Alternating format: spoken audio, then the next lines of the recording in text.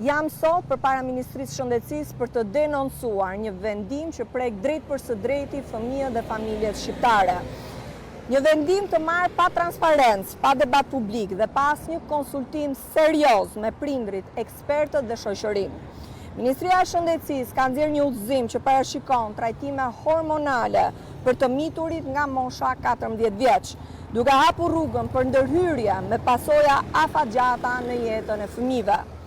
Në një çështje kaq të ndjeshme që prek zhvillimin fizik dhe psikologjik të miturve, shteti ka detyrimin të garantojë transparencë të plot, debat publik dhe mbrojtjen maksimale të interesit më të mirë të fëmijës. Asnjë nga këto hallka nuk është bërë deri më sot. Në shumë vende europiane, politikat të ngjashme janë vënë në diskutim dhe janë rishikuar pikërisht për shkak të shqetësimeve mbi pasojat afatgjata dhe vendimet e marra në moshë shumë të hershme për fëmijët. Ndërsa vendet e tjera po tregojnë shumë kujdes të madh, qeveria shqiptare zgjedh të ecë përpara në heshtje pa u dhënë qytetarëve asnjë shpjegim.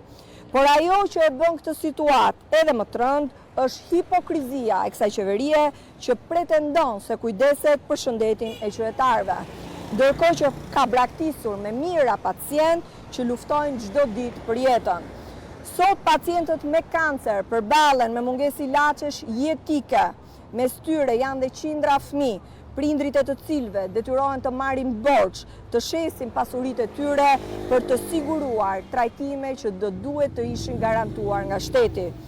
Spitalet vuajnë nga mungesa e pajisjeve, e medikamenteve dhe shërbimeve bazë.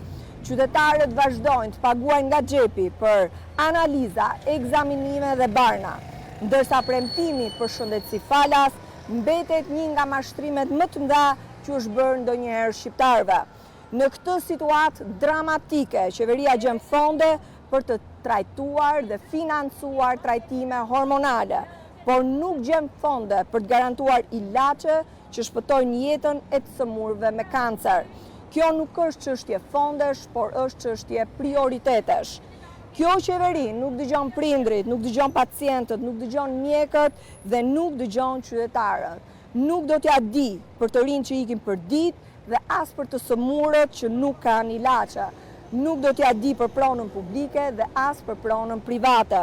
Nuk do t'ja di për zërin e qytetarëve që ngrihen sa herë u rrëmbet prona, dhunohen e merren zvarr vetëm sepse duan Shqipërinë siç është.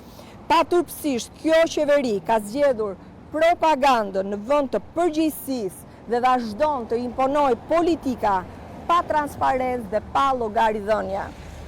Familja shqiptare meriton respekt, prindrit kanë të drejtën të dëgjohen kur merren vendime që prekin drejt për së drejtit të ardhmen e fëmijëve të tyre. Çdo politikë publike duhet ketë në qendër mbrojtjen e fëmijëve, forcimin e familjes dhe garantimin e shërbimeve shëndetësore për ata që luftojnë çdo ditë me jetën. Për këtë arsye do të përdor çdo instrument institucional, çdo instrument ligjor për të kërkuar transparencë të plot mbi këtë udhëzim, për të kundërshtuar çdo vendim të marrë pa konsultim publik dhe për të mbrojtur interesin më të mirë të fëmijëve, të drejtën e prindërve për të dëgjuar dhe të drejtën e çdo qytetari shqiptar për një sistem shëndetësor që vendos jetën në plan të parë.